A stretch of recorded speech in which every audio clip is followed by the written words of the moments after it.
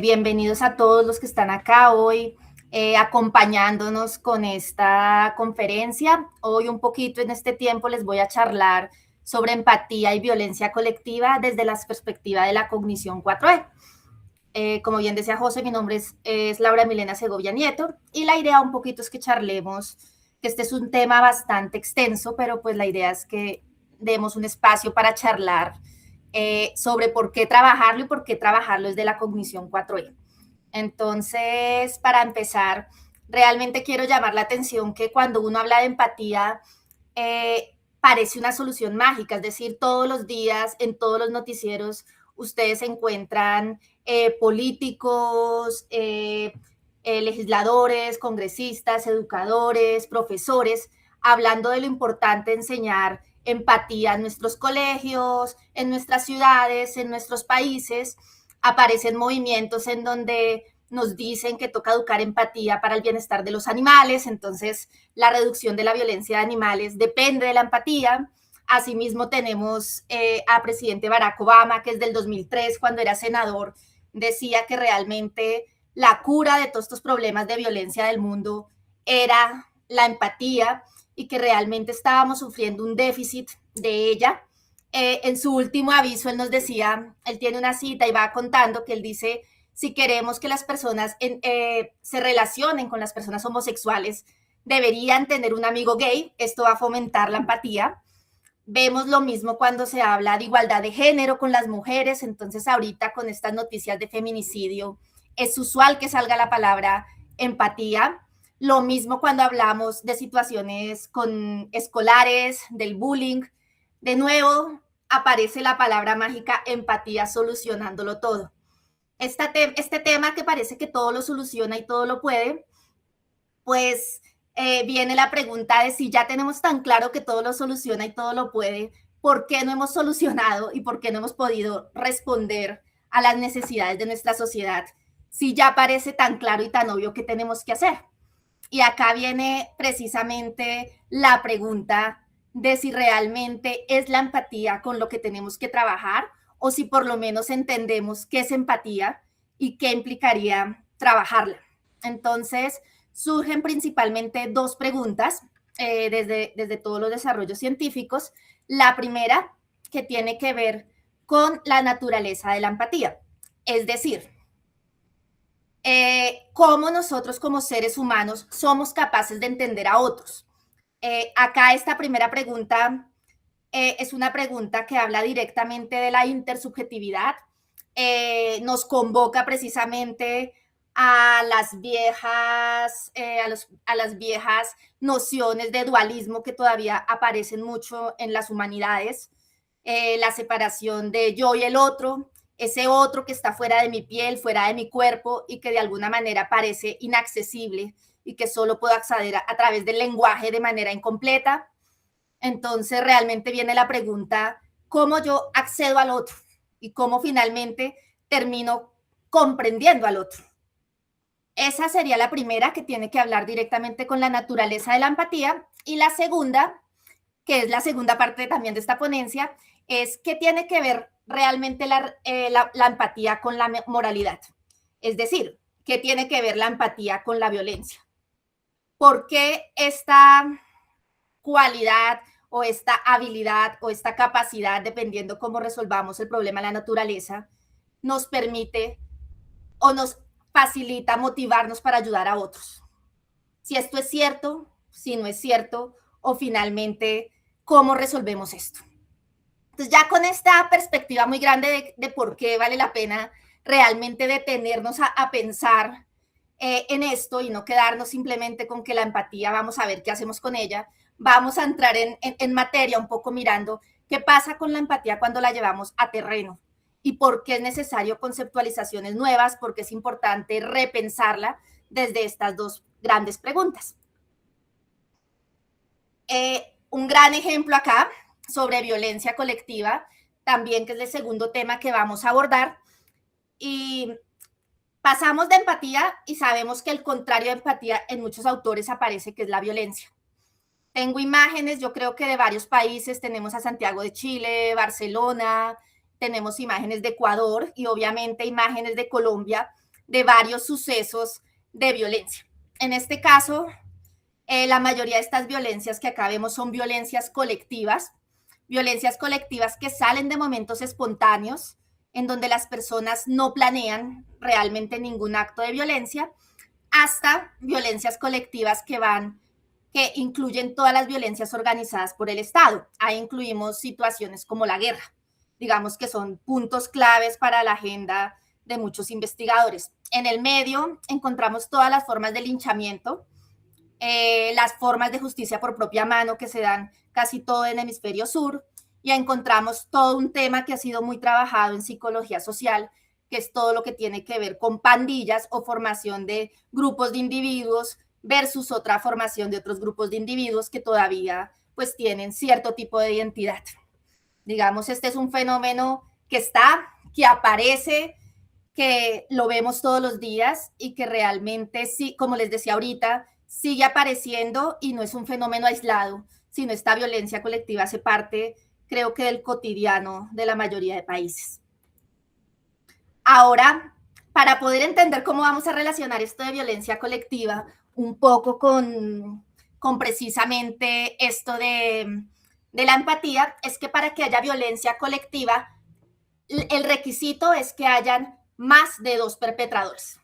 Entonces, todo lo que sea violencia que incluya más de 2 perpetradores entra en la categoría de violencia colectiva. Y la otra característica que tiene que tener es que las acciones de estos perpetradores sean coordinadas hacia un objetivo. Entonces, en ese sentido, fíjense cómo todo lo que son acciones espontáneas en donde un grupo de gente termina pegándole a alguien, pues son personas que se coordinan para uno atrapar, el otro golpear. En el linchamiento pasaría lo mismo, grupos de personas que se unen para atar o hacer algún tipo de daño contra alguien. Lo mismo, por ejemplo, pasan pandillas y lo mismo pasa en organizaciones como la guerra. Un grupo de personas, sean militares, que bajo unos principios se unen para atacar un objetivo. Cuando hablamos de violencia colectiva, es importante entender que la clave acá es que implica más de una persona, es decir, implica una acción de coordinación entre personas. Y para esto necesitamos saber cómo la gente se coordina, cómo compartimos con el otro, que ahí entra la pregunta de la empatía. Entonces, para violencia colectiva tratamos de responder 4 preguntas. La primera es cómo compartimos estados mentales, ya sea de manera física o de manera virtual, para generar identidad. Es decir, cómo de alguna manera personas que no se conocen en el caso de la violencia espontánea o personas que hacen parte de un ejército comienzan a generar una identidad a partir de compartir estados mentales. ¿Cómo se comparten? Se comparten a través de discursos, se comparten a través del lenguaje o finalmente, ¿qué es lo que hace que estas personas puedan compartir el estado mental que las lleva a coordinarla?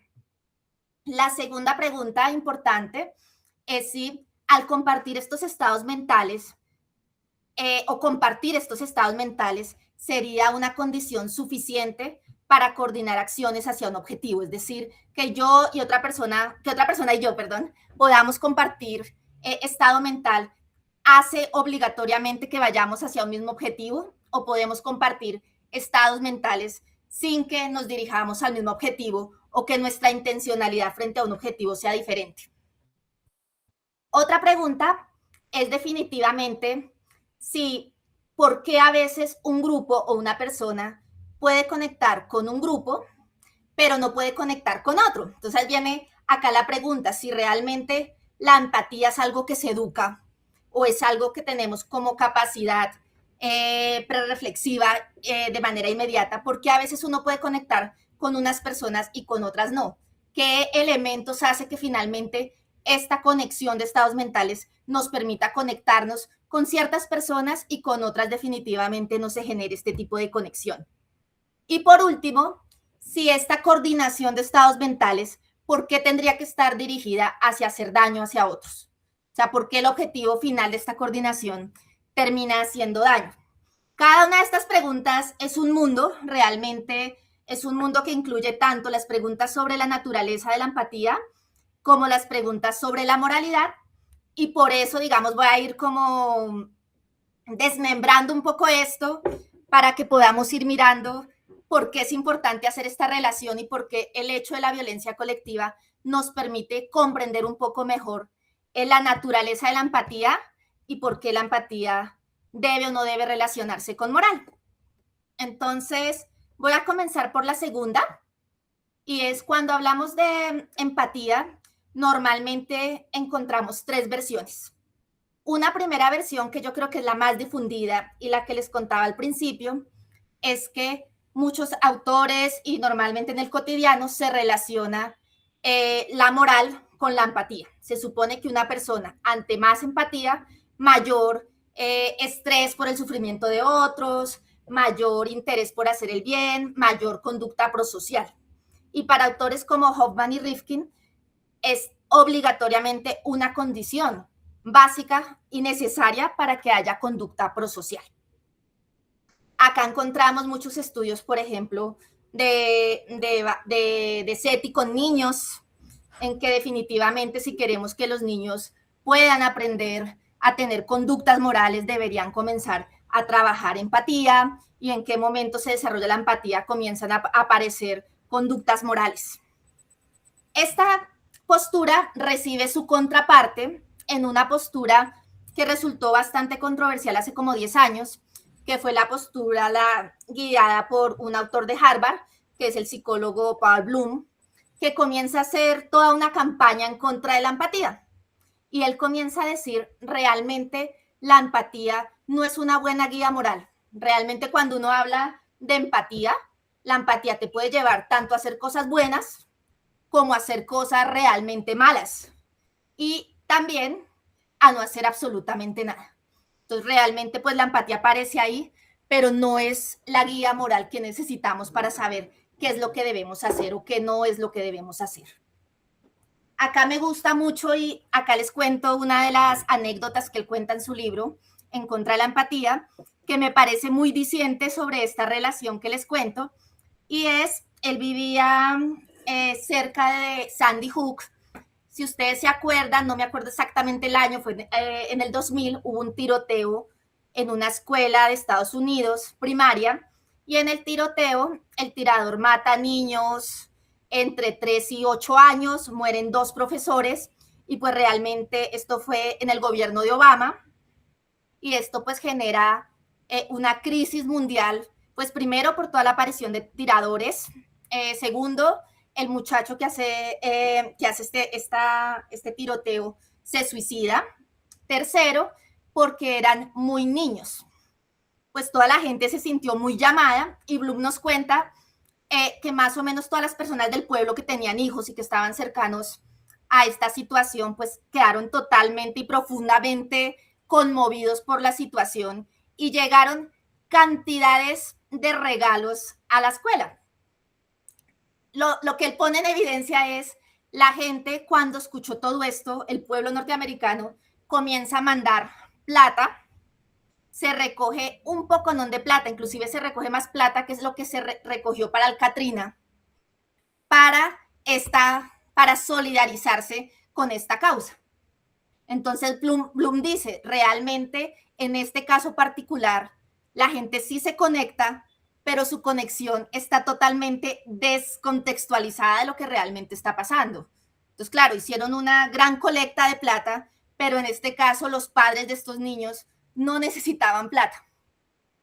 Entonces, cada persona hace una acción que supone una prosocial, se sincronizan para ayudar en esta situación, y finalmente llega una cantidad de plata y una cantidad de cosas, digamos, creo que también llevaron productos de aseo, llevaron ropa para niños, cuando en esta ocasión particular no era lo necesario, no era la conducta prosocial que se esperaba.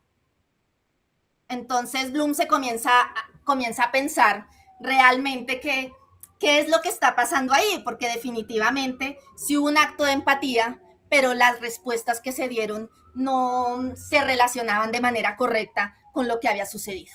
Y él comienza pues a desarrollar, y él lidera todo este movimiento que nos habla de realmente la empatía no no nos hace llevar una guía moral adecuada, ni nos da realmente la respuesta. Falta algo falta algo más, que es lo que le faltó a todas estas personas que donaron dinero en esta ocasión. Y la última, que es una de las que más vamos a utilizar acá en esta ponencia, es una de Zahavi y Jacobini, que nos hablan que realmente la empatía es una condición básica prereflexiva que constituye el organismo. ¿A qué se refiere esto? Simplemente que la empatía como tal no tiene que ver absolutamente nada con la moral, sino es una condición básica, es decir, no aparece, no se piensa, o sea, no aparece en la conciencia como una cosa que yo pueda tener a posteriori, sino realmente es una condición que tiene el individuo y que desde ahí pueden partir, digamos, conductas que pueden ser buenas, malas, regulares, simplemente sería una condición básica y necesaria para la generación de una serie de procesos cognitivos que pueden o no tener relación con la moral. Digamos, este es como el gran debate, digamos, la gran pelea frente a este tema moral. Y la segunda, que tiene que ver con la naturaleza de la empatía, es precisamente cómo funciona la empatía. Entonces tenemos varias teorías. Yo acá diría, muy de manera rápida y de pronto omitiendo ciertas diferencias, haría tres grandes grupos. Un primer grupo que es la empatía cognitiva, que sería todas las teorías que asumen que la empatía es un factor cognitivo, que hablan de procesos como simulación, metarepresentación, hablan de teoría de la mente. Acá una de las personas emblema de todo este trabajo es Baron Cohen y todo el desarrollo que hubo en teoría de la mente con el autismo. Y precisamente acá lo que nos dice de la empatía es que la empatía es nuestra habilidad de pensar, que así como yo pienso, el otro piensa. ¿Esto qué implica? Que no puedo tener acceso realmente al pensamiento del otro, pero yo supongo, por eso se llama teoría de la mente, que así como yo tengo mente, el otro debe tenerla, y si yo tengo preocupaciones, miedos, el otro también los debe tener. ¿Cuál es la crítica principal a esta vertiente cognitiva? Que esta requiere un proceso reflexivo para aparecer. Esta aparecería, según Baron Cohen, más o menos a los 4 años, en el caso del niño, y le faltaría procesos mucho más básicos en el ser humano. Entonces pareciera que esta empatía se desarrolla bastante tarde e implica todo un proceso reflexivo. La segunda, o manera de entender la empatía, es la teoría afectiva. Esta teoría tiene inicios bastante viejos. Comienza desde 1896. Yo creo que acá comienza a hablarse de todo lo que son contagio emocional, la aparición de las emociones colectivas, y precisamente nos cuenta estas versiones afectivas que la emoción, a pesar de que se ve en una persona, se traspasa. Es decir, cuando una persona tiene o no tiene una emoción, esas emociones parece que fluyen, y si yo estoy triste, hago alrededor que las demás personas se pongan tristes. Entonces genera cierto tipo de conexión de nuestros afectos. En esta primera parte no hay mucha claridad en las versiones primeras sobre la cognición, sobre la empatía afectiva. No hay mucha claridad cómo es que se contagian estas emociones, ni cómo es que aparecen. Ahorita revisamos versiones más modernas y les cuento un poquito más. Esto es como un resumen rápido y ya nos centramos en lo que nos interesa. Y la tercera versión es la naturaleza de la empatía, que tiene que ver con un componente motor. Esto aparece primordialmente, coge fuerza con la aparición del descubrimiento de las neuronas espejo, que pretenden encontrar todo lo que tiene que ver con procesos de imitación, procesos de desarrollo del lenguaje, poder entender lo que es la intencionalidad y poder ver que en un área de nuestro cerebro, específicamente en un área que denominamos área de Broca, hay una especie de neuronas que son especializadas en imitar. Más o menos eso es. Acá tenemos autores como Varela, Gallagher, Galese, Jacobini, que han estado pues desarrollando todo esto que tiene que ver con las tendencias motoras. Ahora sí, les cuento un poquito lo cognitivo y lo afectivo acá de la empatía, sobre todo para que podamos ver un poquito más. Y es, cuando hablamos de la empatía cognitiva y afectiva, durante muchos años de pelea entre las dos, decidieron convivir juntos. Entonces, en muchos artículos aparece como un hecho que a veces utilizamos la empatía cognitiva y otras veces utilizamos la afectiva. Entonces aparecen como dos niveles, depende de la literatura que ustedes encuentren, que utilizamos las dos. A veces nos conectamos empáticamente a través de la cognitiva y a veces nos conectamos de una manera afectiva.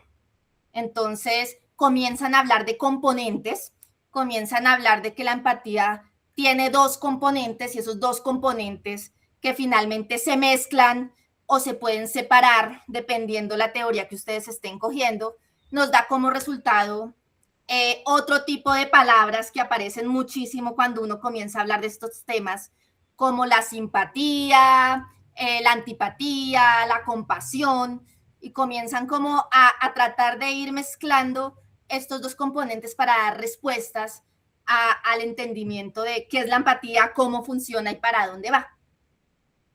En otros modelos, principalmente nos hablan de que el uso de la empatía cognitiva o afectiva necesita obligatoriamente una flexibilidad cognitiva que permita hacer rápidamente una transición entre yo y el otro, que nos permita rápidamente cambiar nuestra mirada de yo al otro, que sería la versión de la empatía cognitiva, y al hacer ese traspaso de la mirada, incluir el componente afectivo que estaría ahí metido. Estas versiones, digamos, se han usado más o menos para explicar en psicología varios asuntos. Sin embargo, a nivel teórico todavía es muy complicado explicar cómo es que se da esta flexibilidad cognitiva, cómo aparece la empatía y finalmente cómo esto se relaciona con situaciones tradicionalmente llamadas empáticas. Entonces, acá les pongo varios ejemplos. Normalmente uno de los cuando uno habla de trastornos, por ejemplo, en psicología, se suele hablar de la psicopatía. Tradicionalmente, durante mucho tiempo se decía que la psicopatía era la incapacidad de tener empatía, porque el psicópata cogía y mataba a la persona a sangre fría. Es decir, no le importaban sus sentimientos. ¿Qué podemos decir con estos modelos? Que estos modelos terminan siendo bastante contradictorios, precisamente porque si tomamos una empatía cognitiva, en el caso del psicópata, es claro que el psicópata necesita una empatía cognitiva. El psicópata necesita saber qué es lo que le duele a la otra persona para poderla torturar. Si no, precisamente no va a lograr la tortura. Entonces, realmente un psicópata tendría que tener altos niveles de empatía cognitiva que le permita poder definitivamente hacer sufrir a la otra persona. Y asimismo, en el caso de la empatía afectiva, el psicópata puede darse cuenta cuando el otro está sufriendo, puede sentir el sufrimiento del otro, sin embargo, ahí lo que estaría dañado no sería la empatía afectiva, sino pareciera que no corresponde la emoción al afecto. Entonces, definitivamente, si se dan cuenta en este caso, el psicópata posee las dos empatías. El psicópata, gracias a que posee las dos, puede disfrutar y puede sacar placer de sus asesinatos. Y el problema definitivamente en estos casos de violencia individual no estaría en la empatía. Entonces, acá vuelve uno a preguntarse, entonces definitivamente, ¿qué está pasando con la teoría? Definitivamente, ¿qué es lo que le falta al psicópata y por qué termina matando? Y definitivamente pareciera que bajo este modelo no está funcionando. Cuando comienzan a ver que esto no comienza a funcionar y que definitivamente necesitan modelos mucho más completos y mucho más abarcadores, suceden principalmente dos teorías que son las más fuertes, que son todas las teorías que tienen que ver con lo motor. Entonces tenemos todo lo que es neuronas espejo.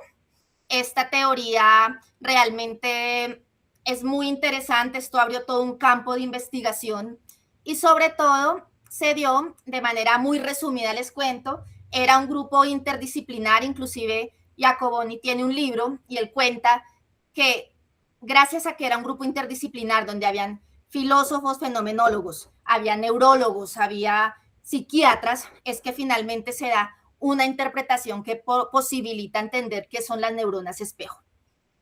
¿Qué son las neuronas espejo? Ellos descubren que lo que pasa es que pareciera que en nuestro cerebro, sobre todo en el área de Broca, que es el área que produce el lenguaje, que queda en esta parte superior de nuestro cerebro, tenemos unas neuronas que imitan lo que ven.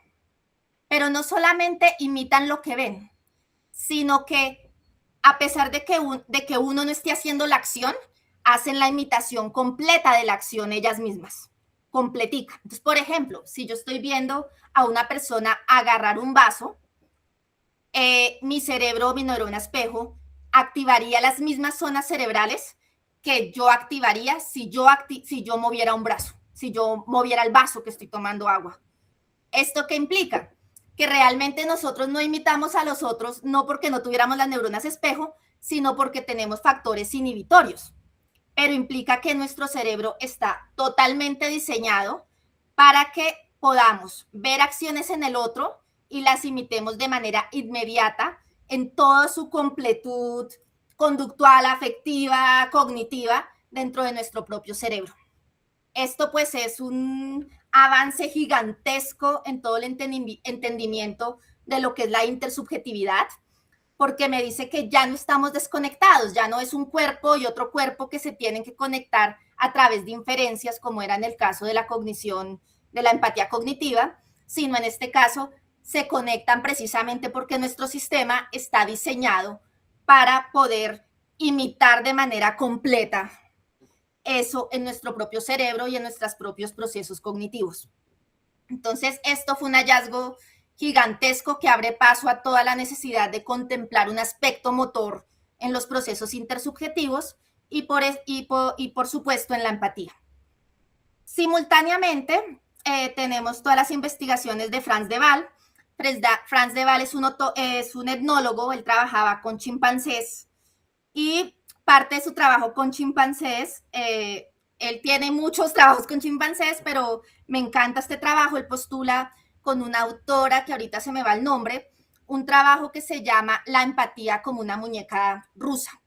Entonces, ¿ellos qué piensan? Ellos piensan, si ustedes se acuerdan de esas muñecas rusas, que viene una muñeca, abre la cajita y hay otra muñeca, y abre la cajita y hay otra muñeca.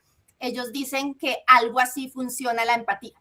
La empatía es una especie de muñequita que tiene muchas capas y esas capas son las que van permitiendo niveles de empatía diferenciales y nos permiten ir desarrollando nuestra distinción con el otro y también nos permiten desarrollar nuestra propia identidad. Entonces, en un nivel muy básico, la muñequita más pequeñita sería una muñequita netamente motora. Esto se llama el motor made me cry, que refiere a simplemente aquellas acciones casi reflejas de imitación que nosotros solemos tener. Y todo lo que son el contagio emocional. Entonces, por ejemplo, cuando ustedes bostezan y otro bosteza, que es una reacción inmediata, o por ejemplo, cuando ustedes están, digamos, esto se habla mucho en psicología, están enamorados y comienzan a imitar las acciones de las personas que les gusta, sería este tipo de experiencia básica que comenzamos a tratar de identificarnos con el otro a través de la imitación de conductas muy particulares. Esto sería totalmente automático. Muchas veces nosotros no nos daríamos cuenta, esto totalmente prerreflexivo y sería el primer paso para comenzar a generar una conexión con la otra persona. Sobre esta muñequita base comenzaría a aparecer otra muñequita que ya estaría en un nivel menos prerreflexivo, sino en un nivel ya reflexivo, que tiene que ver con todo lo que es la coordinación para logros compartidos. Entonces ya solamente no es que imito tus conductas, sino ya nos ponemos de acuerdo para coordinar nuestras acciones y alcanzar una meta.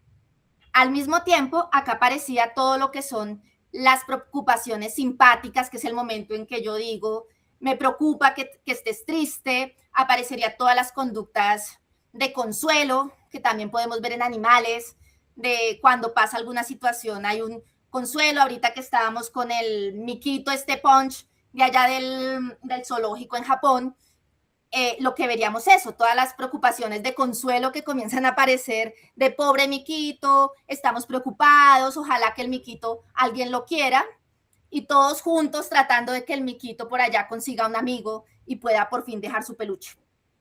Esa sería, digamos, esa capa.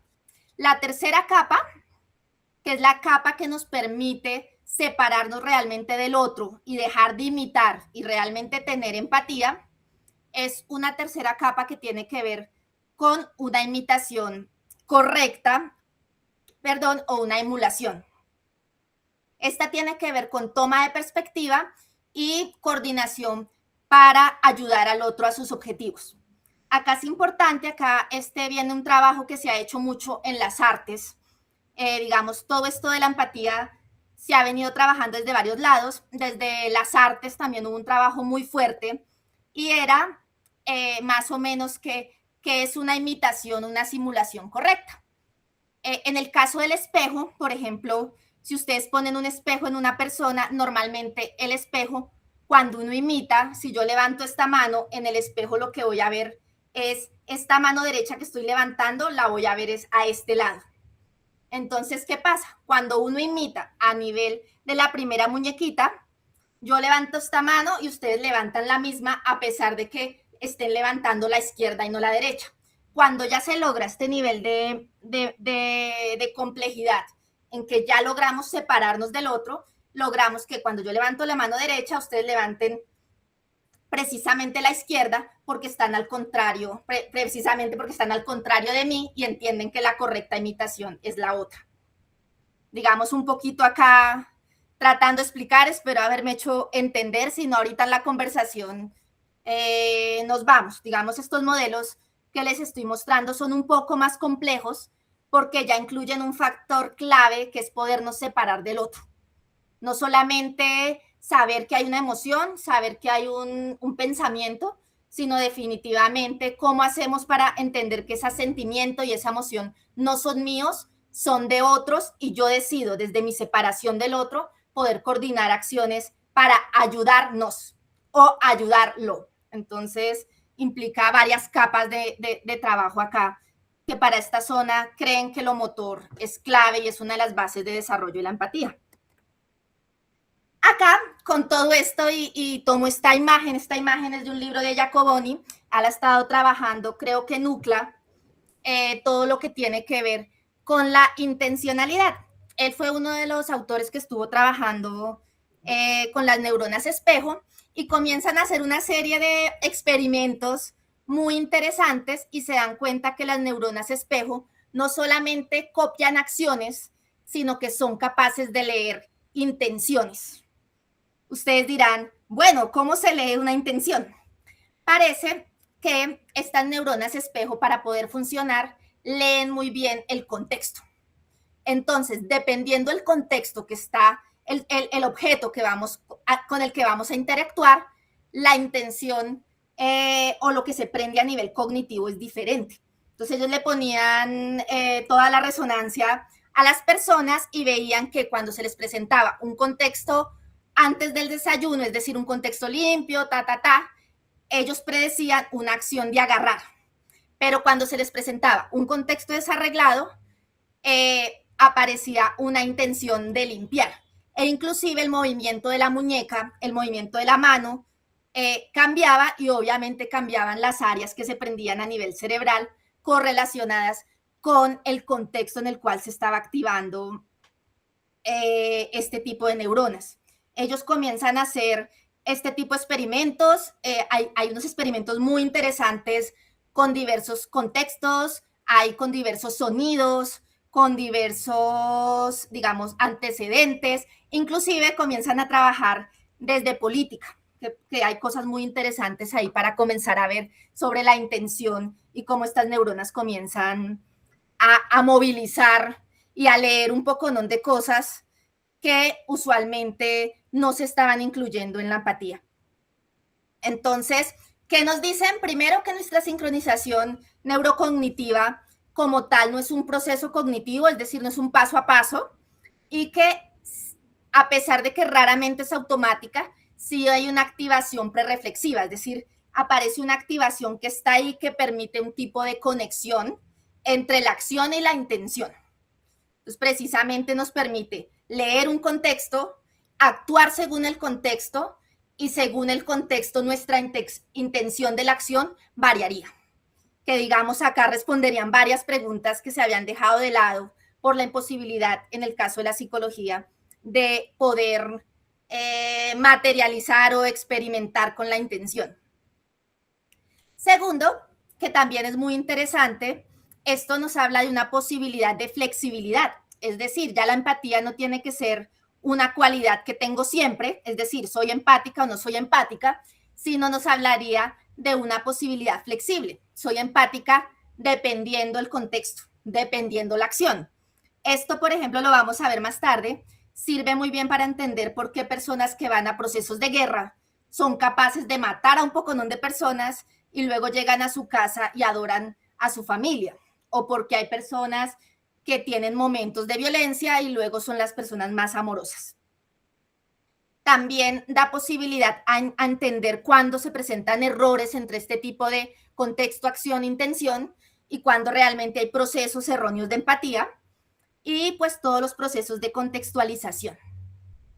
Resumiendo, un poquito así rápido, me preocupa un poco el tiempo, nos muestra la empatía como un proceso cognitivo sensible al espacio, sensible al tiempo, a la distancia social y al espacio físico.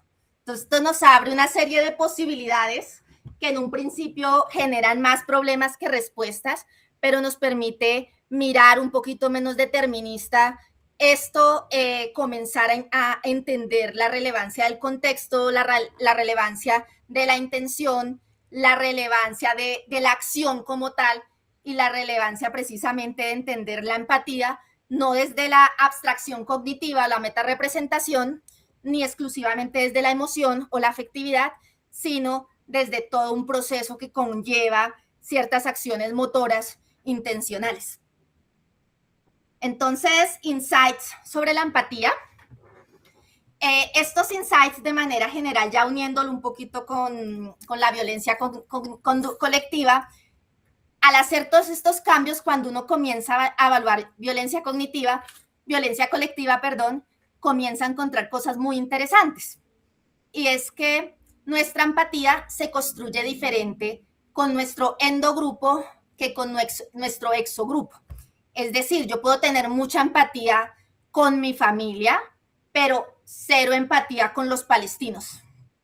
Porque es que definitivamente para mí, yo hago parte de mi grupo más pequeño y mi exogrupo, humanidad o personas que habitan el planeta Tierra, no me permite tener contacto o desarrollar ningún tipo de empatía con los palestinos o con los israelitas o con alguien que definitivamente no me permite ninguna clave contextual, no conozco, y para mí definitivamente no aparece en mi aparato cognitivo. ¿Eso qué implica? Que definitivamente la empatía está muy fuertemente afectada por distancias temporales, distancias históricas, por relaciones sociales que tienen que ver mucho con grupos de pertenencia, equipos de fútbol, pandillas, distancias físicas, culturales y de valores. Entonces, acá viene la parte interesante, y es que precisamente cuando uno comienza a percibir que el otro, digamos acá la empatía, hablar del otro, es de un grupo antagónico y sus valores morales son diferentes a los míos, y pertenece a otra raza o pertenece a otra nacionalidad, inmediatamente pareciera que esa desconexión empática o esa manera de conectarme con el otro desaparece, porque ese otro no es un otro como yo, y al no ser un otro como yo, definitivamente ese proceso de empatía no se genera. No porque yo no tenga empatía o porque la empatía no aparezca entre mis procesos cognitivos, sino definitivamente porque no se está activando. Bajo esta idea uno diría, no, este presidente, el expresidente Barack Obama tiene razón. Definitivamente, si uno no tiene un amigo gay, no podría ser amigo o conocer o ser empático con las personas homosexuales, pero esto tiene un problema y es que aunque la empatía funciona bajo todo este sistema que es susceptible a distancias temporales, sociales, físicas, culturales o valores, también implica algún tipo de conexión motora en que yo ejerzo grupos identitarios diferentes, es decir, debimos haber generado algún tipo de separación con este grupo para que funcione. Entonces, puedo yo no tener amigos gay, pero si para mí las personas homosexuales pertenecen, por ejemplo, a mi familia, pueden pertenecer al endogrupo porque no genero la distinción. Entonces, acá primaría todo lo que son relaciones o interacciones mucho más fuertes. Entonces, acá nos da una variabilidad gigante para entender con quién uno puede trabajar, con quién no, cómo se forma la empatía y cuáles serían, digamos, los lineamientos para poderla formar. En ese sentido, obviamente la empatía o el sesgo empático aparece como respuestas psicológicas asociadas a la pertenencia de un grupo. Muy interesante, entonces, cuando alguien miembro de nuestro grupo sufre, las personas presencian y se ha demostrado dolor físico, emocional, y la gracia es ir expandiendo como estos círculos de empatía que permitan ir permitiendo vincular a mi grupo personas que no son del círculo cercano. Entonces, cuando yo tengo una persona que muy cercana que sufre y yo comienzo a sentir que yo no hago parte solo de mi grupo familiar, sino hago el grupo de la humanidad, es más probable que personas lejanas a mí me generen la presencia de dolor o emocional. Entonces, desde acá van a comenzar un poquito a discutir cómo se genera una ausencia empática y cómo esa ausencia empática implica la reducción de la motivación para participar en conductas prosociales. Es decir, cuando la empatía está, puede motivarme para participar en conductas prosociales, aunque no necesariamente haga las mejores, como en el caso que les contaba de Bloom al principio de la charla. En el caso, sin embargo, pues sería como una tendencia que usualmente nos implica una mayor motivación, ya faltaría el eje de coordinación importante. Y acá también se comienza a trabajar mucho, acá yo sé que acá en Colombia se está trabajando muchísimo, la emoción del Schadenfreude, que es la respuesta de placer en respuesta del sufrimiento al dolor ajeno. Les pongo la imagen de Nelson con su risa del jajaja cuando alguien sufre, y precisamente es cómo la aparición de una emoción genera una respuesta contraria y por qué esa respuesta contraria aparecería en ciertos casos dependiendo de cuál es el grupo del que aparezca. O sea, pareciera que nuestras neuronas espejo son tan especializadas que ellas inclusive identifican pequeños grupos para comenzar a hacer diferencias entre coordinar emociones o presentar emociones contrarias. Entonces, pues acá nos abren un camino gigantesco para poder estudiar la empatía. Volviendo un poquito al tema, de pronto voy muy rápido, yo creo que son muchas cositas, pero quería pues volver ahorita ya hablando de cosas de pronto más coloquiales que nos permitan ver la integración de esto. Les cuento, pues he tenido como 3 tipos de proyectos que hemos tratado de bajar este tema pues a situaciones más reales para ver cómo funciona y poder lograr una validez ecológica. Entonces tenemos unos estudios que lleva mucho tiempo en desarrollo, que es un estudio de empatía en todo el procesamiento de justicia bajo sus propias manos o linchamiento acá en Colombia. Este proceso se trabajó con todos los miembros, se trabajó con personas ciudadanos, se trabajó con la Policía Nacional, se trabajó con periodistas para mirar qué es este fenómeno que está pasando en Colombia y en otros países, pero primordialmente, qué es lo que genera que este proceso en Colombia sea tan fuerte, y que las personas participen, personas sin antecedentes criminales, personas que en su diario vivir son un ejemplo para la sociedad, en un momento de robo sean capaces de patear hasta la muerte a un ciudadano. Entonces, ese es un estudio que estamos haciendo para, digamos, simplificar esto y mirar cómo funciona la empatía ahí y realmente cuáles son los factores que hacen que una persona termine golpeando o no termine golpeando al ladrón o termine ejerciendo justicia bajo sus propias manos y los límites a lo que llegan.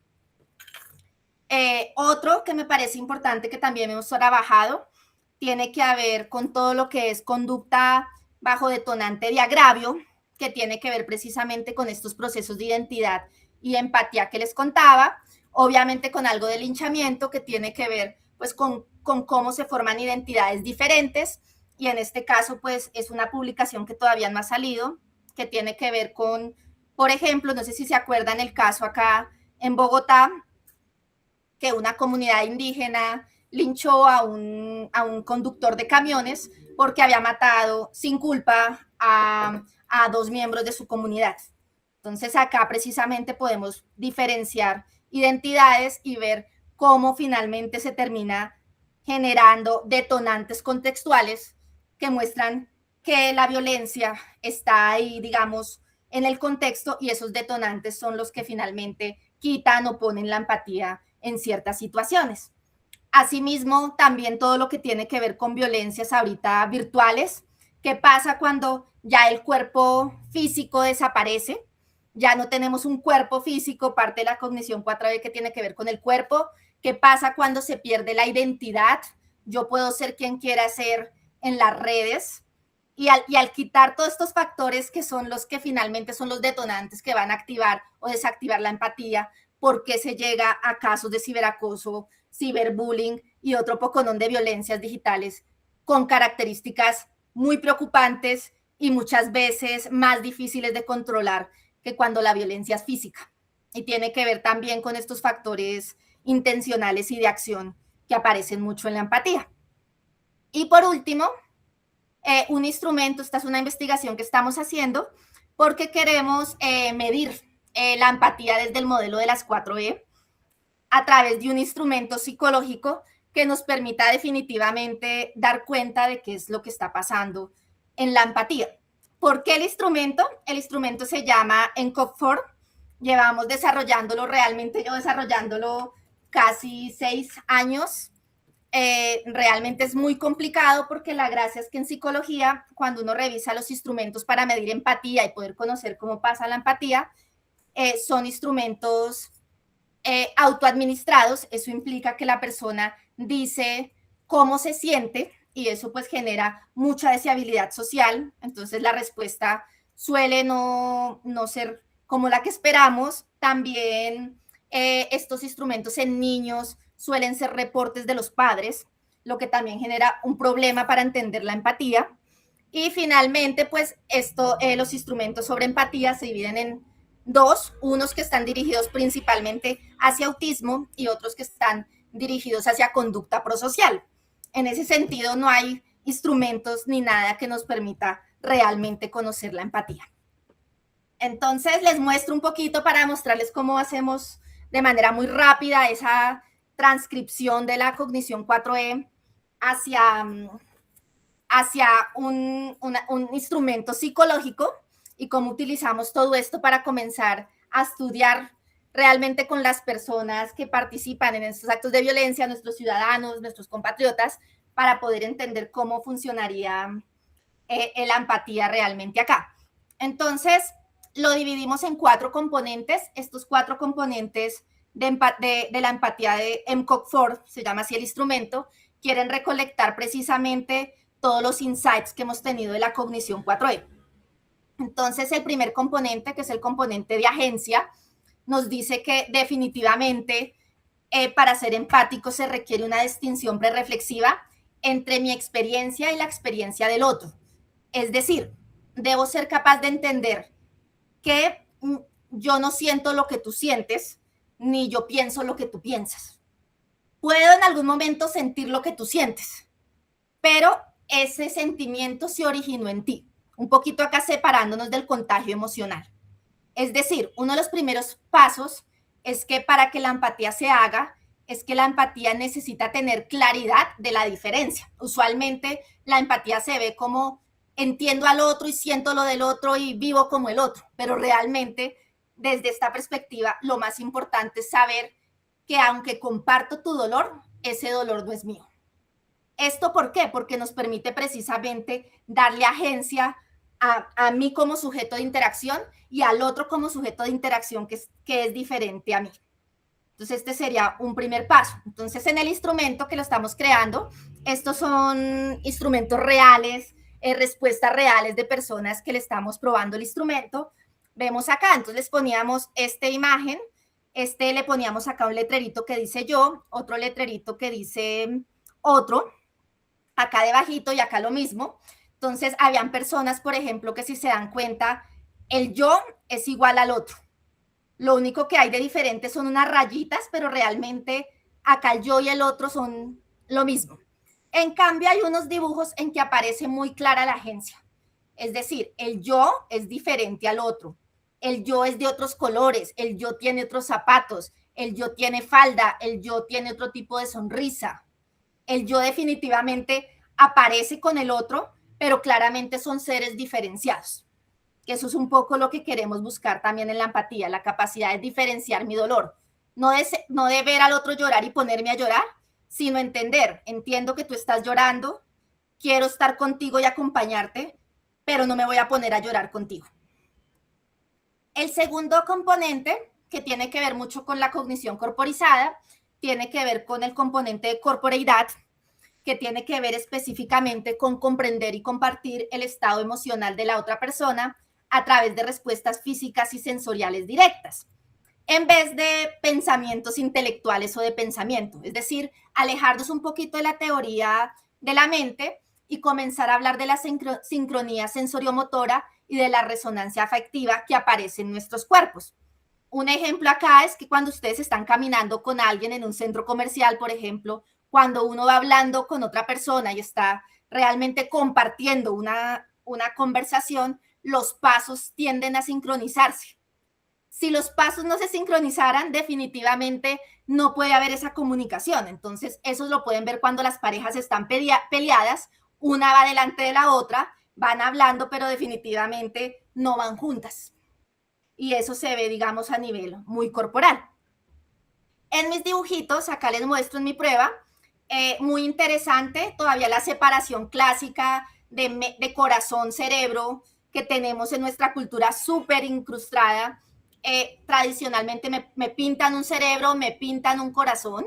En este caso, muchas personas pintaron todas las venas, tenemos personas que definitivamente dan cuenta de toda la parte corporal. Y este otro, también que vemos alguito de agencia, pero también vemos el corazón, vemos las pisadas, vemos que tienen ojos, vemos que tienen boca. Y acá aparece, que eso suele aparecer mucho, los pensamientos.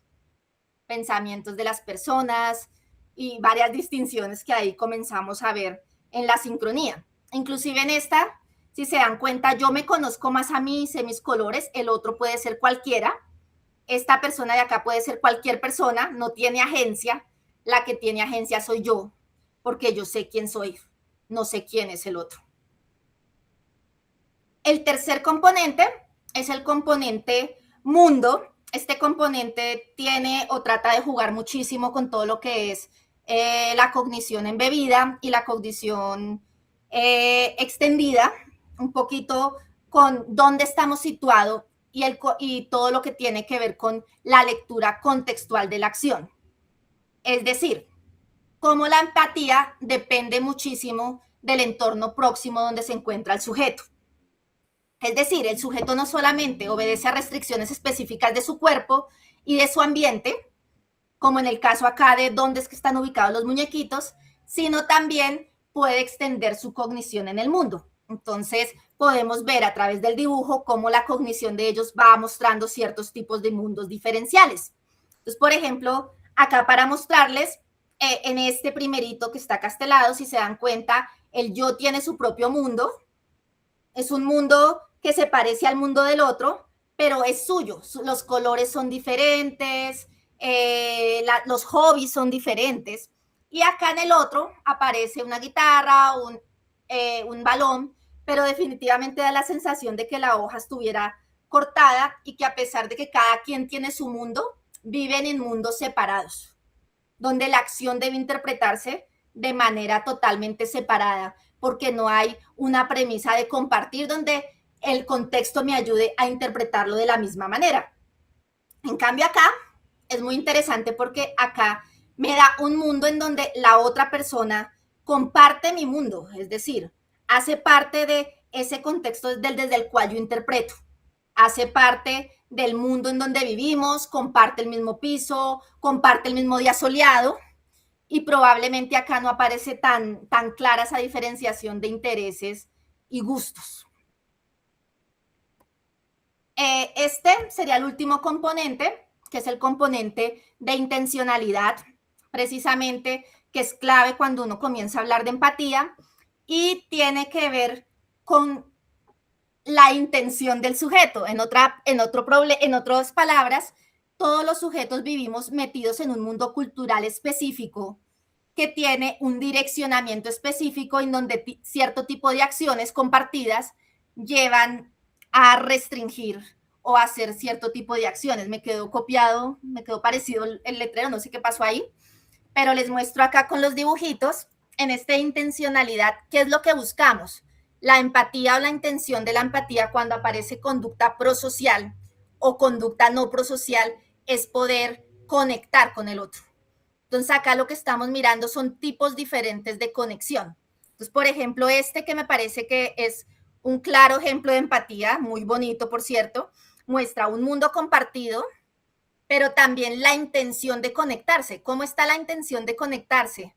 Son diferentes, fíjense, este es el azul, Millonarios, este es el rojo, Santa Fe, digamos acá en Bogotá, y aparece una tercera persona, un tercer elemento, corazón rojito y corazón azul, que a través del fútbol, diría yo acá interpretando a lo loco, pero más allá de eso aparece algo más que conecta. Hay la intención de conectarse a través de algo, que en este caso sería el fútbol, según lo que aparece acá pintado, pero sí hay una dirección de la acción. Compartimos el mundo y nos dirigimos hacia lo mismo. Hay una coordinación de nuestro actuar.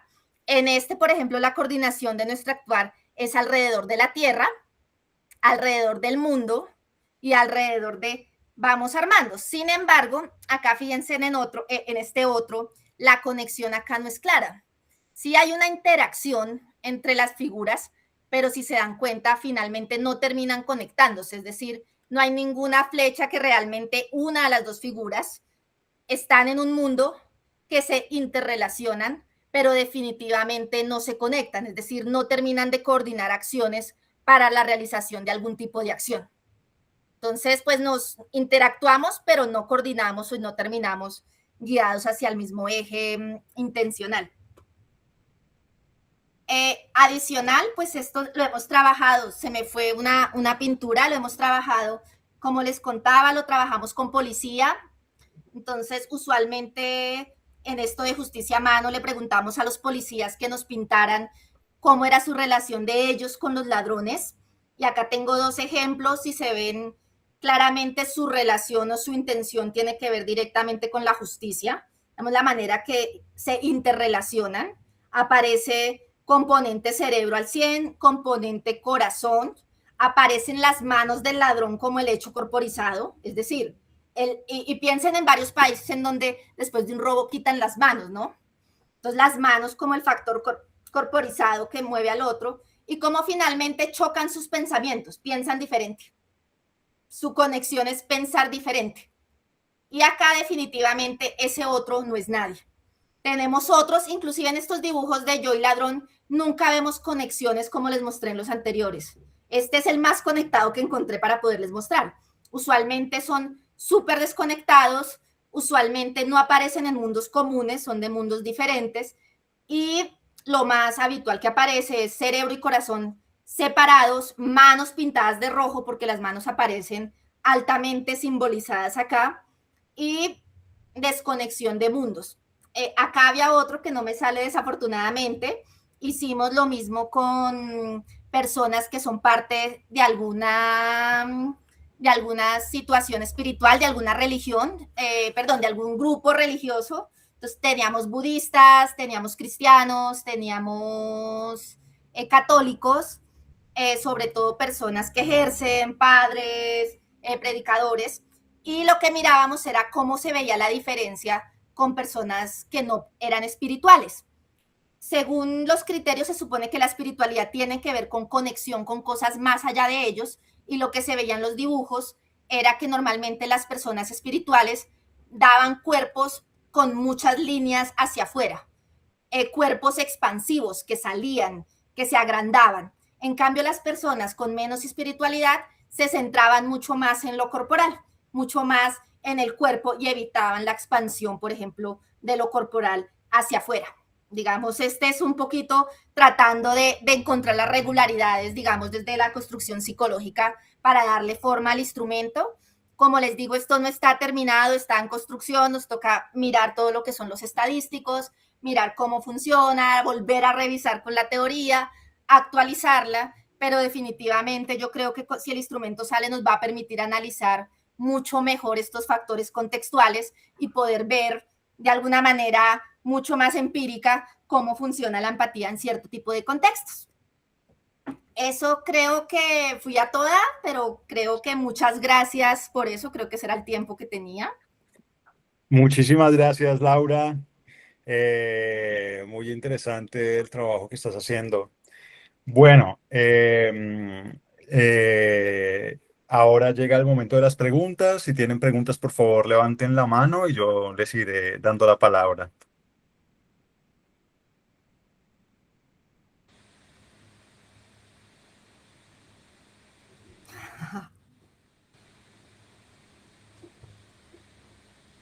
Sin pena. Yo quisiera rápido, perdón, José. Dale. Gracias, Laura. Muchas gracias por la presentación, está súper interesante. Solo quisiera un poquito, a ver si me puedes aclarar un poquito sobre este instrumento del que estás hablando.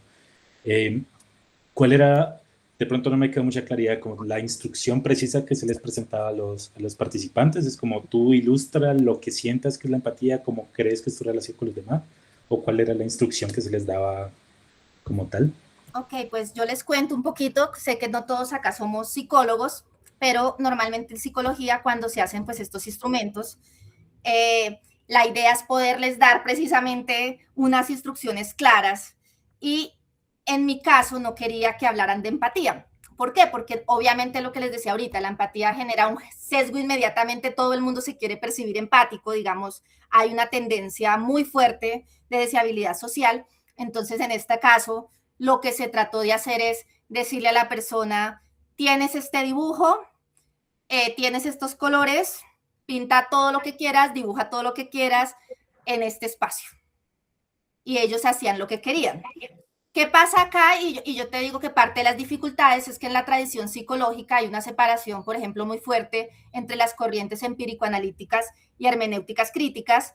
Y en este caso, cuando normalmente se ven dibujos y se ven líneas, se piensa mucho en todas las tradiciones psicoanalíticas y se piensan pruebas proyectivas. Entonces, inmediatamente en psicología, cuando traté de trabajar con este instrumento, un rechazo inmediato, como estás haciendo una prueba proyectiva, te estás inventando cosas, tras de eso estás hablando de una teoría loca, porque pues fue hace un poco de tiempo donde había permeado menos acá en Colombia. Entonces, realmente un rechazo bastante fuerte a la construcción. Tratamos de operacionalizar, inclusive queríamos trabajar con color, tenemos las pruebas, pero obviamente las pruebas las tengo en físico. El ideal es poderlas hacer computarizadas para generar, digamos, mantener el estándar del color.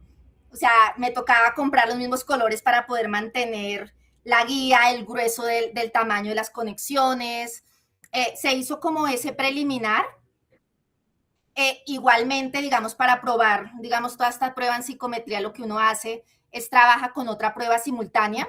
Utilizamos una prueba ya validada, que es la de Baron Cohen, que él trabaja mucho. Él ahorita estaba trabajando una variable entre cognitiva y afectiva, una prueba que se llama la coefficient. En esta prueba, él trata de medir cognitiva, afectiva y motora, ahí dándole el espacio a esas tres. Entonces los tengo para poder, digamos, comparar si la prueba está sirviendo. Entonces, claro, acá la idea es que la prueba como tal, las instrucciones sean súper sencillas y súper claras, y solo se les daba el dibujito, los colores específicos y se les decía, miren los 2 letreros, yo y otro, y pink. Era todo. Digamos, un Vale, poquito muchas para aclararse gracias. la prueba. Sí, gracias Laura por la aclaración. Y muy interesante la presentación. Gracias, Andrés.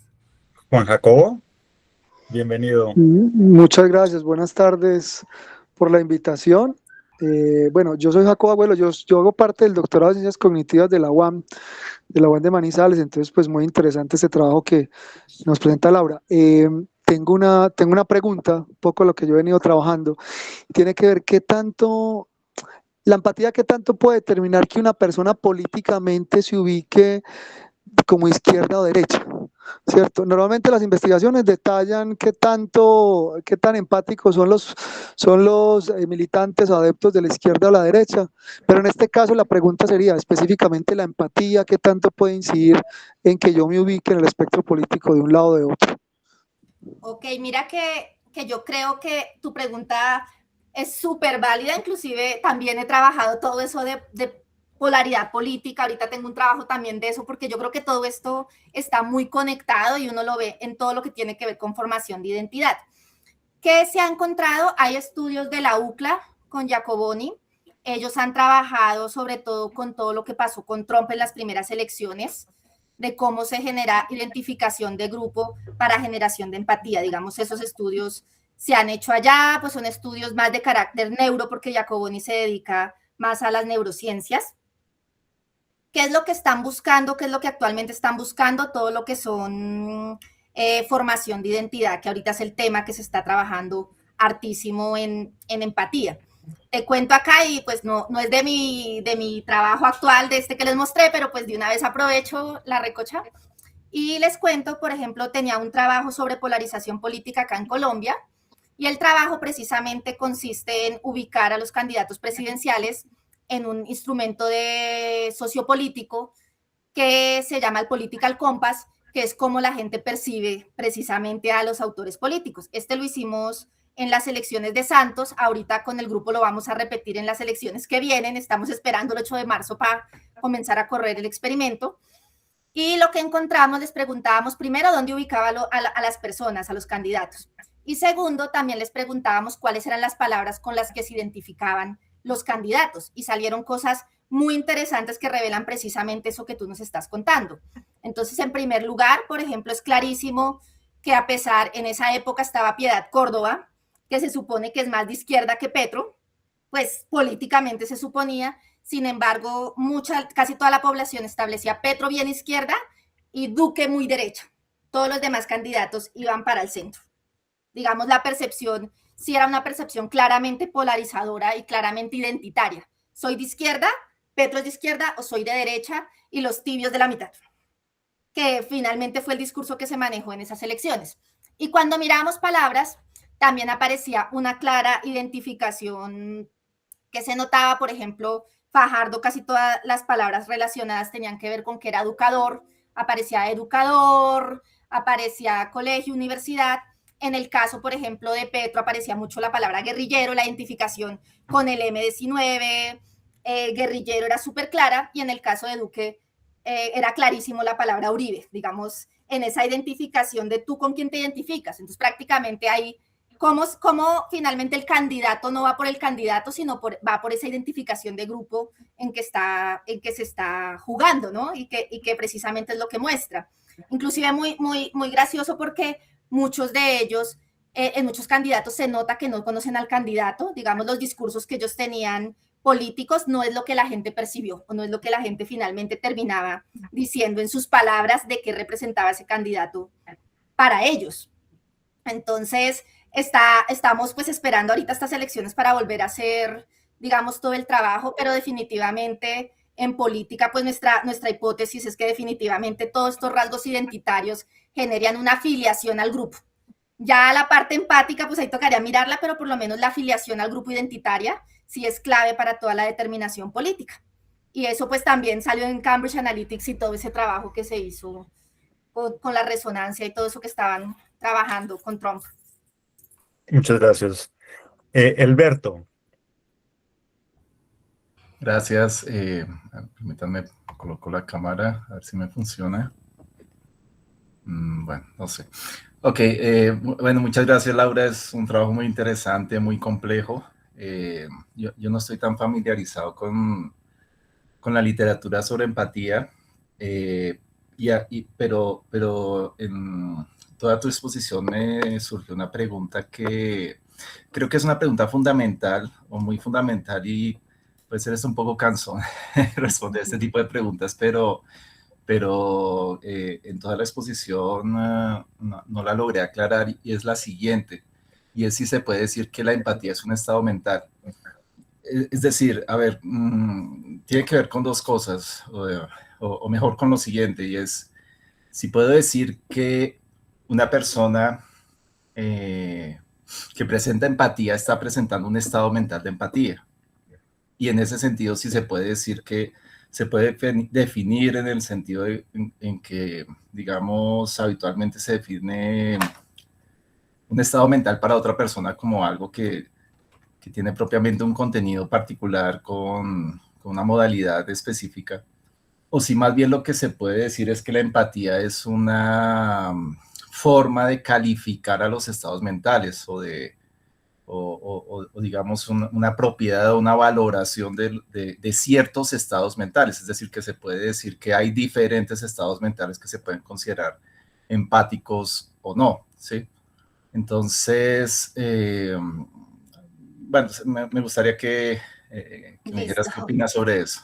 Listo, pues por lo menos, digamos, voy a comenzar del final para adelante, me queda más fácil, por lo menos no es una valoración de estados mentales, digamos, podemos comenzar desde ahí. Tiene como su propia propiedad en sí misma, digamos, no valora otros estados mentales, sin embargo, como estado mental y un poquito lo que les mostraba, es que depende la teoría. Entonces, por ejemplo, como estado mental sí aparecen muchas de las primeras teorías cognitivas de teoría de la mente, sí aparece como un estado mental específico, pero ese estado mental específico, toda esa teorización fue dando cabida más bien como a una condición. Digamos, en lo último que trabajo, que es cognición 4E, lo que se habla es una condición prereflexiva, es decir, no es un estado mental propio, sino es precisamente las bases bajo las cuales, o digamos las condiciones prereflexivas bajo las cuales los procesos cognitivos se asientan. Digamos, sería una especie de proceso transversal, digamos, que permite la conexión entre procesos mentales. No sé si me hago entender y si te respondí. Creo que no, pero bueno, Dale, cuéntame y a ver, yo trato de responderte. si lo puedo reformular. Veamos, yo puedo decir que a ver, puedo preguntar más bien si es condición de la empatía el hecho de que si es lo mismo que compartir cierto tipo de, ya sea cognición o emocionalidad con respecto a cierto objeto con otra persona, es decir, compartir tal vez el mismo estado mental con respecto al mismo objeto de pensamiento que otra persona. Y en ese sentido decirse es empático, la persona A tiene, digamos, el mismo estado mental o un estado mental similar con respecto a cierto objeto o que la persona B y por lo tanto se puede decir A es empático con B en ese sentido. O se requiere que A piense en B, piense en lo que piensa B y considere o bien que siente lo mismo que B o bien que es comprensible que B tenga ese estado con respecto a O, ¿sí? Entonces, digamos que me parece que en el discurso sobre la empatía, obviamente tú estás hablando de diferentes teorías y las diferentes teorías toman la cosa de diferente forma, pero sí me parece un poco confuso que no logré distinguir las dos cosas o las tres cosas que están ahí involucradas y no sé exactamente si de qué se está hablando cuando se está hablando de empatía o si definitivamente el término tiene cierto carácter equívoco todavía en la literatura y es difícil de tratar a la hora de trabajar con él. Mira, yo honestamente creo, me voy por la última y realmente esta distinción, o sea, hay libros enteros dedicados a a diferenciar la palabra empatía en las diferentes versiones, inclusive, por ejemplo, si nos vamos más a filosofía, hay todas las versiones, por ejemplo, ahí se me olvidó el nombre de Alemania, en arte hay otras versiones de empatía, realmente todavía hay una dificultad, yo creo que bastante grande en hacer esa tarea que tú nos estás proponiendo acá. En filosofía, Zahavi se puso en la tarea, hay unos artículos de Zahavi, tiene varios trabajos tratando de desmembrar un poquito esas cuestiones que tú estás hablando. Te respondería en mi versión o mi entendimiento, entendiendo que probablemente esta no es la única ni la forma como se ha clarificado el tema, y es la empatía sería una condición propia de los sujetos. ¿A qué me refiero como una condición? Una condición transversal, es decir, yo no, o sea, no hay un estado mental en que mi empatía se activa con la empatía tuya, sino yo como ser humano tengo la posibilidad o una posibilidad de acción, tengo la posibilidad de ser empático. Lo que se conecta es mi tristeza con tu tristeza. Lo que da lo que pone debajo la empatía es la posibilidad de conexión, pero finalmente el estado mental que se halla y que se conecta es tristeza, tristeza, alegría, alegría, compasión, miedo, sí, o sea, finalmente los estados mentales son los que harían que coordinemos la acción, más no la empatía en sí, porque la empatía sería una posibilidad que permite esa transversalidad de los estados mentales. Pero sí, te entiendo, es complicado y todavía hay debates de eso.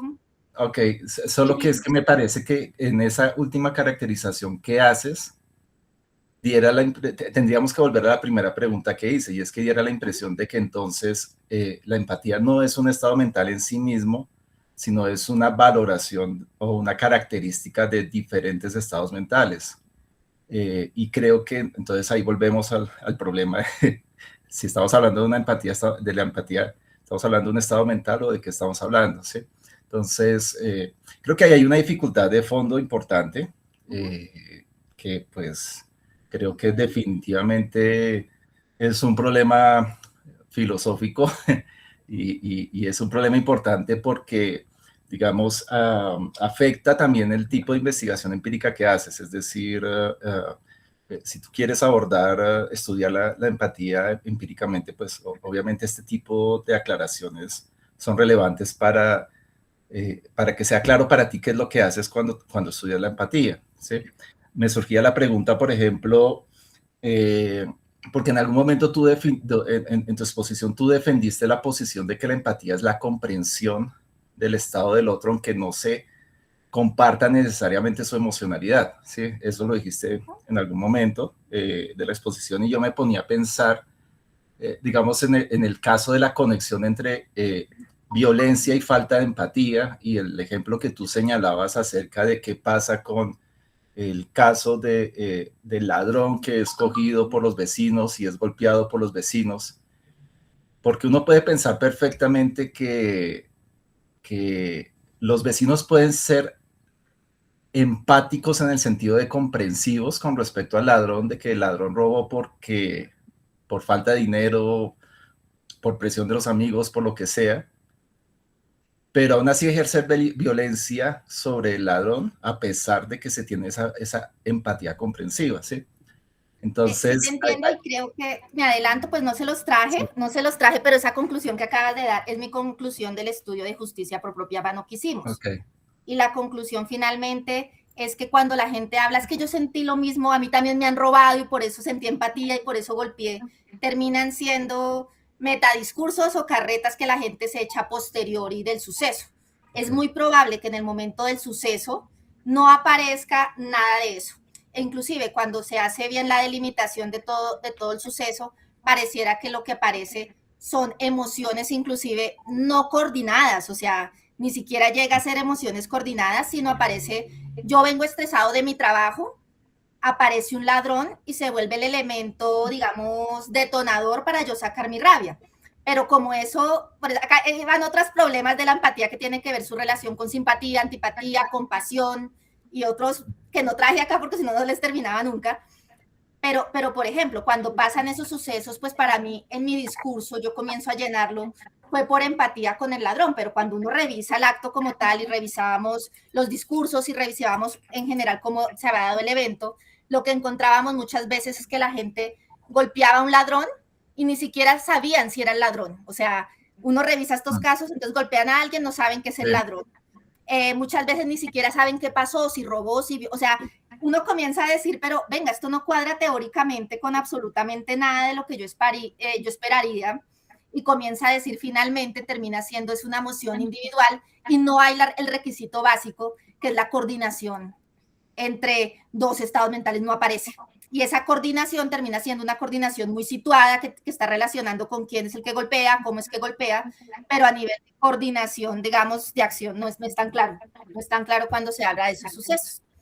Entonces, digamos, ahí yo te respondo frente a eso y sí te entiendo tu diatriba, pero, por ejemplo, al estudiar los casos precisos, uno comienza precisamente a desmontar todo eso, a desmontar precisamente que ahí no es empatía. Y eso nos permite entender muchas veces que la gente dice que es empatía, pero ahí no está actuando. Entonces, permite ir depurando de pronto el concepto para saber y poder en algún momento hacer la tarea que tú nos estás pidiendo, pues que es que me parece que es necesaria, sobre todo por lo que te digo que hay muchas versiones. Vale, gracias, Laura. Gracias, Alberto, por la pregunta. Caleb, bienvenido.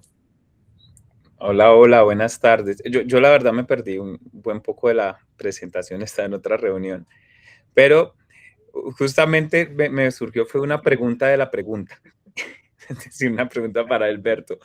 ¿Por qué? Porque yo creía entender más o menos como la teoría de cuestiones de empatía, ¿no? Bueno, lo que hace Cohen, de que tenemos empatía cognitiva, afectiva, corporal, ya le están metiendo la tercera, pero cuando Alberto pregunta que si es un estado, entonces yo quedé como, pues sí, yo dije, sí, es un estado, pero entonces después de escucharlos discutir me quedó la duda de qué es un estado entonces, o a qué se refiere Alberto por estado, porque ahorita Laura respondiendo dijo, no, es una emoción, pero una emoción no es un estado también, en cierto sentido. Entonces ahí me queda la duda de una emoción o un sentimiento o qué es un estado. Esa es la idea y cuál sería la diferencia con lo que no es un estado. Por ejemplo, no sé, un rasgo de personalidad no es un estado. ¿Qué no es un estado en ese sentido? Que podría parecerse a la empatía.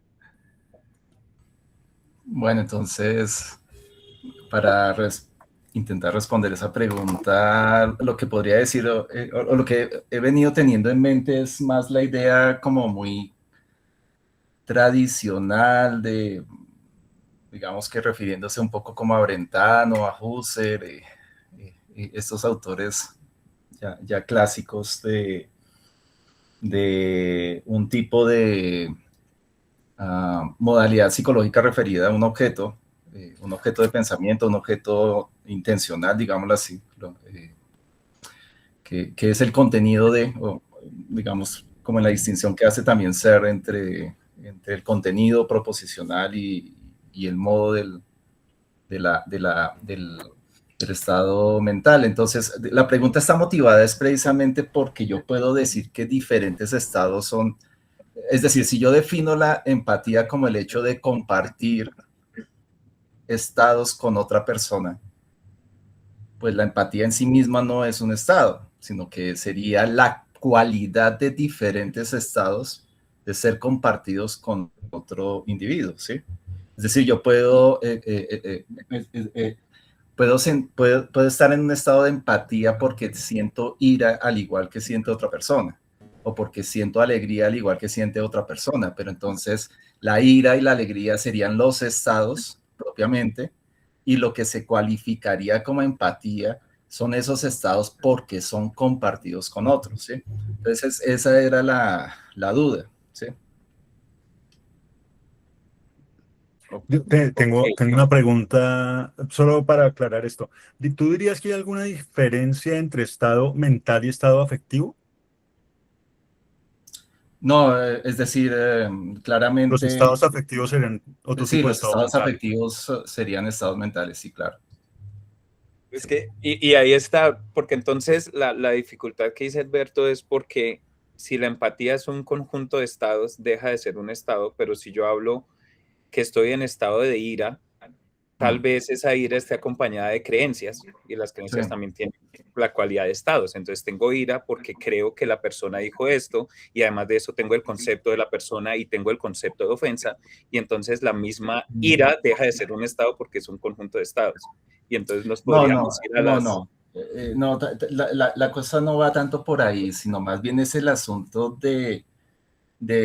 a ver, un estado mental se podría decir que es un estado que se predica de un sujeto con respecto a algún objeto intencional. Ok, digamos que esa es una visión tradicional del asunto, puede ser cuestionable, pero pues tomémosla como punto de partida, ¿sí? Y nosotros podemos tener diferentes estados que pueden ser relativamente duraderos en el tiempo o estables en el tiempo, de acuerdo a las circunstancias. El asunto es más si cuando se habla de empatía es que existe un estado que es la empatía o si más bien la empatía es algo que yo predico del estado de una persona por compartir su estado mental con otra persona, ¿sí? Es esa mi inquietud, más bien, ¿sí? Entonces, por eso es que digo que no es propiamente un estado, sino más bien algo que se predica de diferentes estados. Ok. Sí, me sigue un poco confuso ahí el estado, es porque al ser intencional, pues el contenido es cuando me dan un ejemplo de emociones o algo, me están cambiando es el contenido del estado. La empatía puede tener diferentes Sí, contenidos, claro. decirlo así. Y Pero bueno, diferentes sí, contenidos. me enredé, pasé de estar como, sí, la empatía desde las teorías y la pregunta de Alberto que como me puso a pensar más. Era eso, por eso ya era la pregunta de la pregunta. Ok, muchas gracias, Caleb. Juan Diego, bienvenido. A ver, sobre este punto, mismo punto, yo creo que es una cuestión más como de aclaración de la ontología o de la metafísica de los estados mentales. Digamos que lo que yo diría, bueno, Wittgenstein dice algunas cosas interesantes entre distinciones entre estados, actitudes, digámoslo, disposicionales, que él algunas les llama, dice que tienen tiempo verdadero o tiempo genuino y otras no tienen tiempo genuino, pero yo creería que hay un degradé, más bien hay una gradación entre algunas que tienen tiempo genuino, por ejemplo, en muchos casos el dolor es muy temporal, pero yo creo que es menos clara el paso de algunos casos a otros, ¿sí? Él, por ejemplo, habla de creencias como no teniendo tiempo genuino, pero uno puede encontrar casos claros donde pueden haber creencias con tiempo muy genuino. Entonces es todo un degradé que pasa, creo yo. Pero con respecto a este punto, yo creería, Alberto, que uno podría decir, es compleja la cosa, pero yo creería que uno podría decir, bueno, pues es que la empatía, y yo creo que la empatía es un caso entre muchos otros de estados mentales que son estados mentales porque cualifican a otros estados mentales, es decir, son estados mentales de otros estados mentales o son propiedades de segundo orden de otros estados mentales. Es decir, la empatía es un estado, diría yo, ¿qué es un estado? Primero que todo, un estado simplemente es la instanciación de una propiedad en un momento dado en una espaciotemporalidad, ¿cierto? Entonces, la empatía, si estoy de acuerdo, yo estoy de acuerdo básicamente con lo que tú dices, es la conexión que existe entre dos sentimientos o emociones o estados como el dolor allá, dolor allá, dolor aquí, y hay una conexión, una conexión entre esas dos, ¿cierto?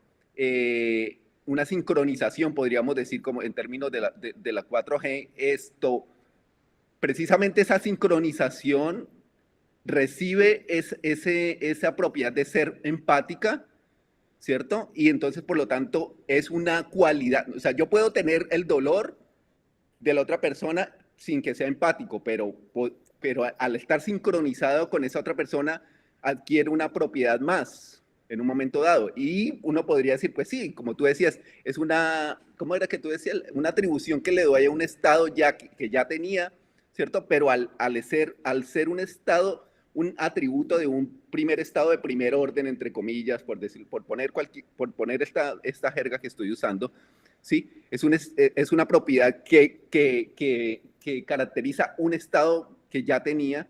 Entonces, él mismo sigue siendo un estado porque es la instanciación de una propiedad en un momento dado, solamente que es más compleja, es de un nivel más arriba. Eso diría yo. Entonces, no son incompatibles las dos cosas, digo yo. Los dos estados primeros son los más importantes, el que yo siento y el otro también lo estás diciendo. Hay una conexión entre los dos y por lo tanto esa conexión es lo que me permite que aparezca una nueva propiedad que guía esos estados de primer nivel. Hasta ahí creería yo. Ok, gracias Juan Diego. Sí, creo que a mí al menos me aclara la vaina, un poco. Janet, buenas tardes, bienvenida.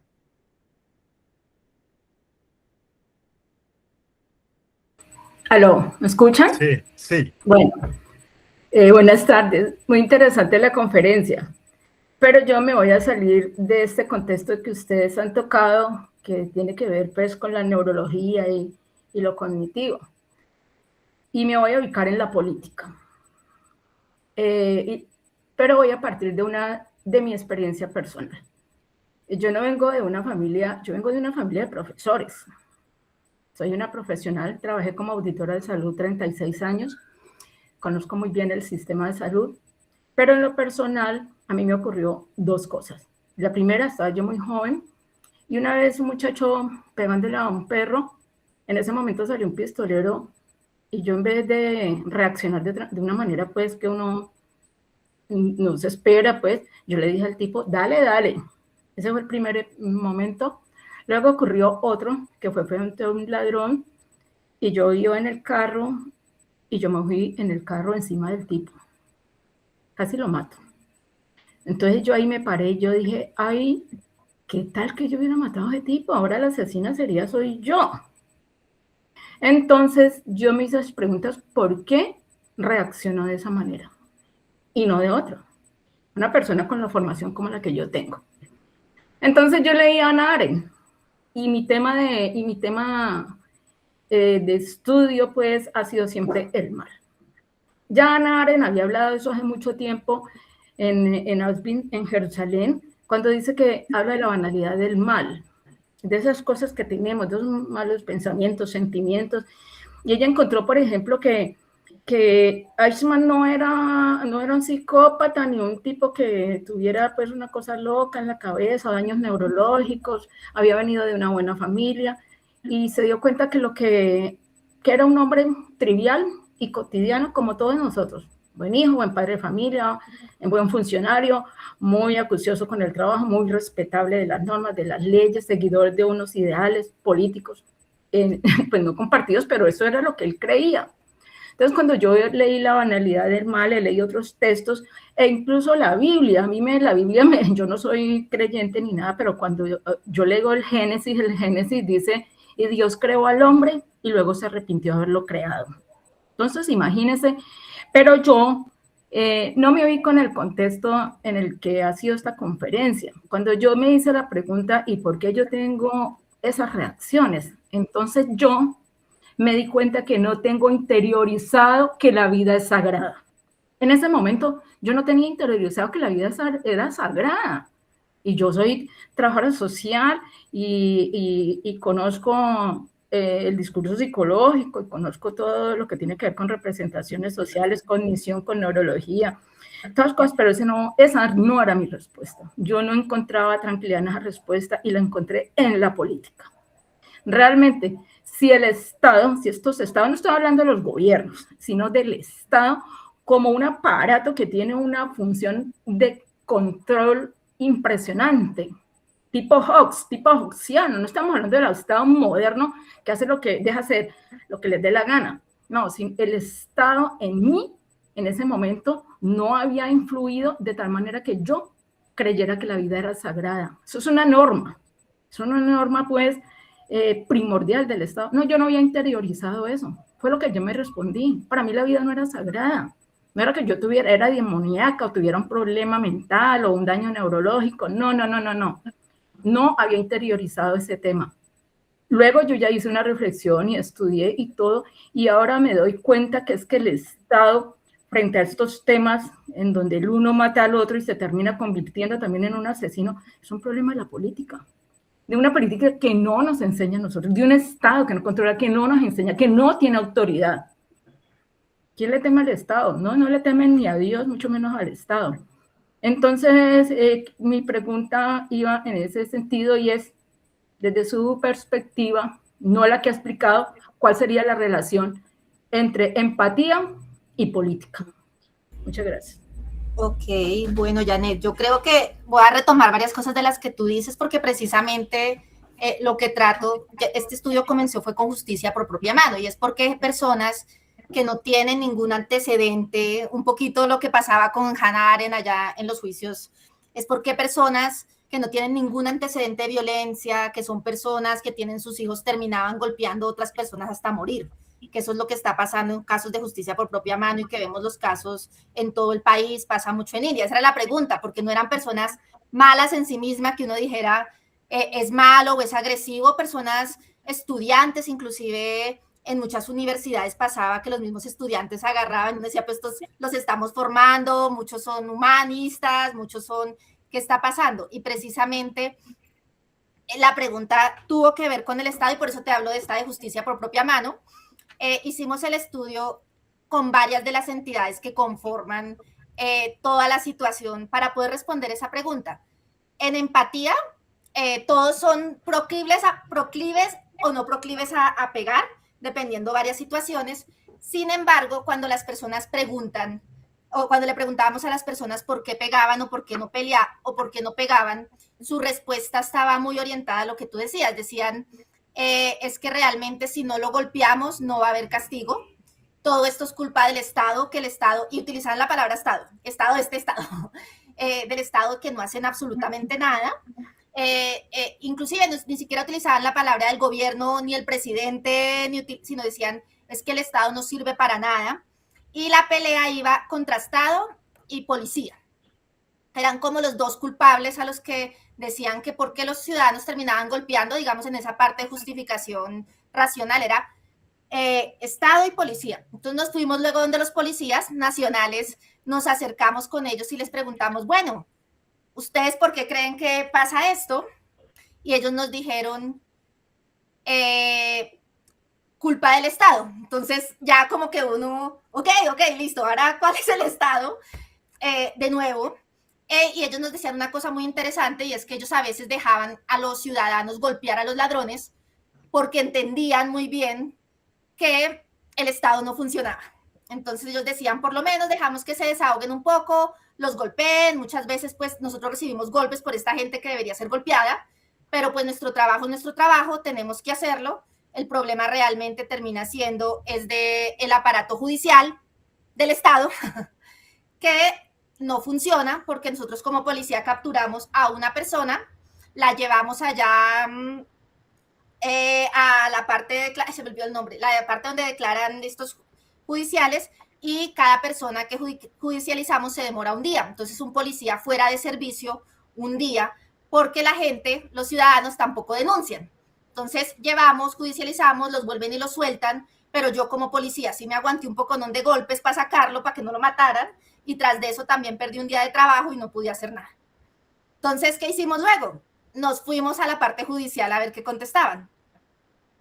En la parte judicial, la respuesta de ellos fue que me llamó mucho la atención y nosotras hacemos una separación orientada un poquito a lo que tú preguntas entre los agentes directos y los agentes indirectos.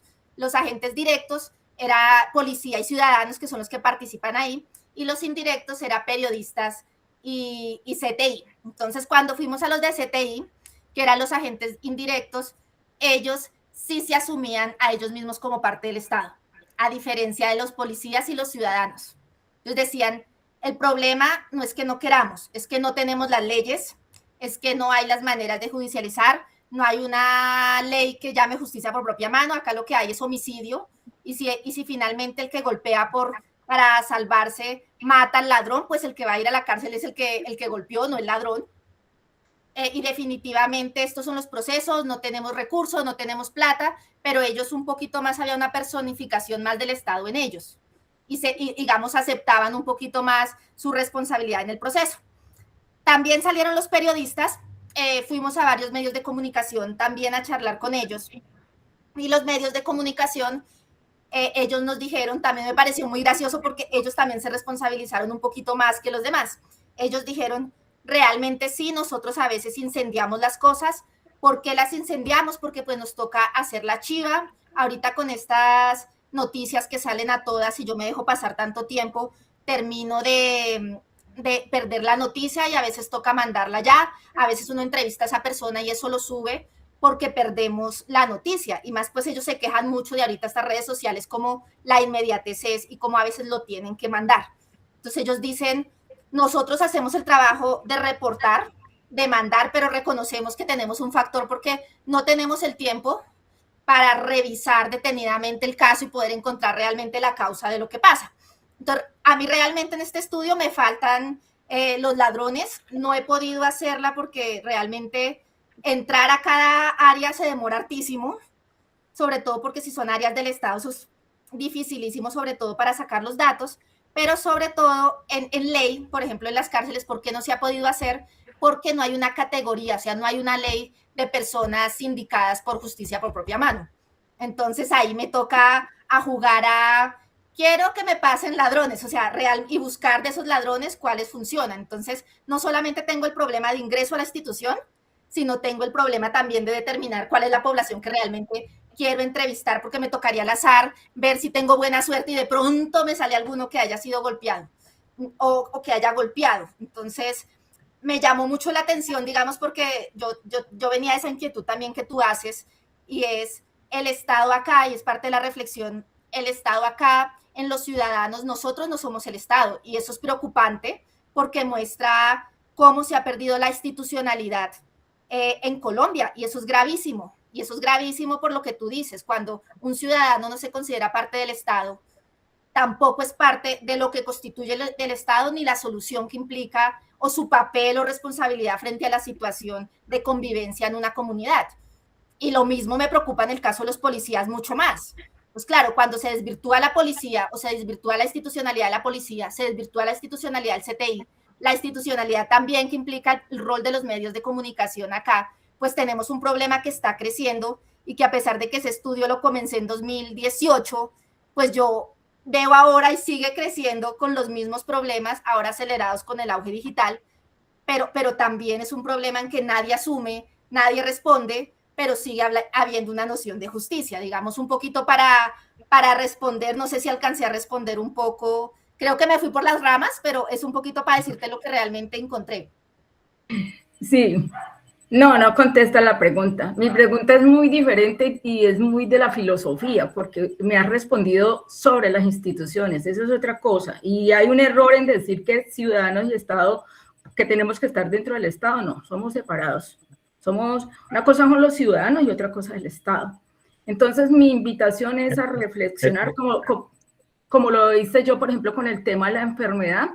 Yo antes pensaba que la gente se enfermaba porque no comía bien o porque la pobreza y no sé qué, venimos de cosas, y luego yo me puse a pensar bien y también la enfermedad tiene que ver con la política y no tanto con la epidemiología y esas cosas, no, la enfermedad tiene que ver con la política. Y cuando hablamos de la política estamos hablando es del contrato entre Estado y los ciudadanos para que no volvamos al mundo de naturaleza y nos matemos y sintamos eso que yo sentí alguna vez en querer matar a otro. Pero hay que diferenciar que no somos lo mismo. Una cosa son los ciudadanos y otra cosa es el Estado, y una cosa son la falencia del Estado, de este Estado que tenemos ahora, y otra cosa son las instituciones. Entonces, mi invitación es que se haga una reflexión. Por supuesto que el contexto neurológico, cognitivo y de desarrollo de la psicología, por supuesto que también está presente y que ahí tienen que haber algunas respuestas o algunas situaciones para corregir el tema y que no haya, bueno, o que se eduque de otra manera. Pero pienso, mi invitación es a que también se reflexione desde la política y no nos quedemos allí en esos contextos, como inicialmente me tocó a mí y como auditora que era, yo siempre estaba evaluando la enfermedad y las estadísticas y los datos y los datos y los datos, pero nunca pensaba en la política. Entonces esto tiene que ver mucho con la política. Y bueno, esa es mi invitación. Muchas gracias por la conferencia, muy interesante. Y bueno, eso es todo, maravilloso. Me alegra haber estado aquí. Bueno. Gracias, Janet. Bueno. Jonathan, bienvenido. Muchas gracias, José, Laura, por la exposición. Yo soy profesor de la Escuela de Ciencias del Lenguaje. He venido trabajando algunos componentes de empatía, cognición moral, teoría de la mente y desde el enfoque empírico-analítico. Entonces creo que por allí tienes un interlocutor. Me parece que la conferencia que das y la audiencia que tienes es un poco esa tensión que estabas elucidando entre el enfoque empírico-analítico, por una parte, y por el otro, lo interpretativo hermenéutico. También me veo enfrentado a ello muchas veces en muchos escenarios académicos y hemos desarrollado con otros colegas un modelo neurocognitivo de interculturalidad. Nosotros lo vemos a nivel mucho más amplio. Ahora cuando se desplegaba la conversación sobre los estados mentales, se veía mucho más macro y nosotros lo tomamos desde el inicio, desde la mera base, que también lo tienes por allí tú en los niveles un poco, mucha cercanía con niveles de conciencia. Nosotros metemos autorreferencia como un tipo de memoria del yo, luego la autorregulación para poder empezar a diferenciarse del otro, del alter, y generar allí una teoría de la mente, una alteridad, una empatía y terminar con una cognición moral, ¿cierto? Porque al final del día nosotros creemos que todos estos componentes que están ciertamente naturalizados en la epistemología naturalizada de Quine, buscan precisamente aterrizar las ontologías tan etéreas y tan amplias de la filosofía a algo muy concreto para poder trabajar con ello y dar una evidencia empírica, que esa es en últimas la necesidad del enfoque empírico-analítico. Entonces, muy motivado por esta conversación, porque no alcancé a ver la presentación entera. Sí quisiera hacerte una pregunta y es, tú mencionaste algunas propiedades psicométricas, bueno, lo enunciaste de los instrumentos, de las pruebas que utilizaste, que las tienes en papel y tal. Me gustaría saber qué propiedades psicométricas encontraste específicamente sobre validez y confiabilidad, cuáles son los datos alfa y si pudiésemos conversar frente a la, digamos, replicabilidad de uso de estas pruebas en otros estudios que yo estoy coliderando con otros colaboradores actualmente. Sí, no, pues Jonathan, sí tengo el micrófono.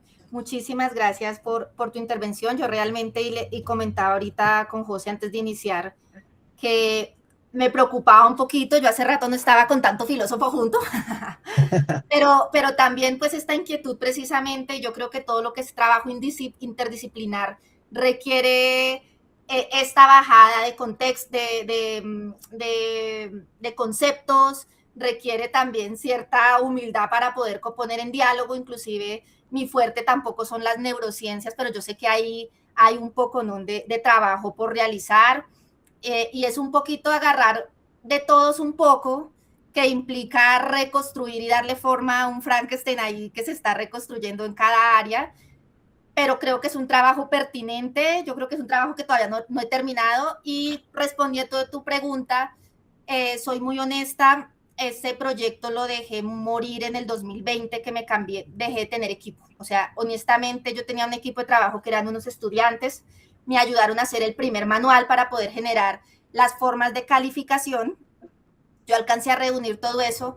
Sin embargo, yo comencé a mandar los datos para la primera validación, para sacar los primeros alfa, los primeros datos, pero las categorías no estaban claras, sobre todo porque como son dibujos, la idea era poder generar un manual calificación. Entonces, por ejemplo, en el caso de cuerpo, ¿cómo puntúa a alguien si solo puso los ojos?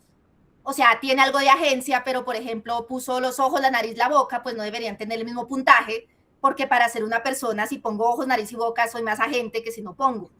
Realmente ha sido, honestamente, fue un trabajo, inclusive la estudiante fue su trabajo de grado y nos sentamos a armar el manual para tratar de darle forma a esa calificación, porque sin la calificación no puedo mandarle el aparato psicométrico.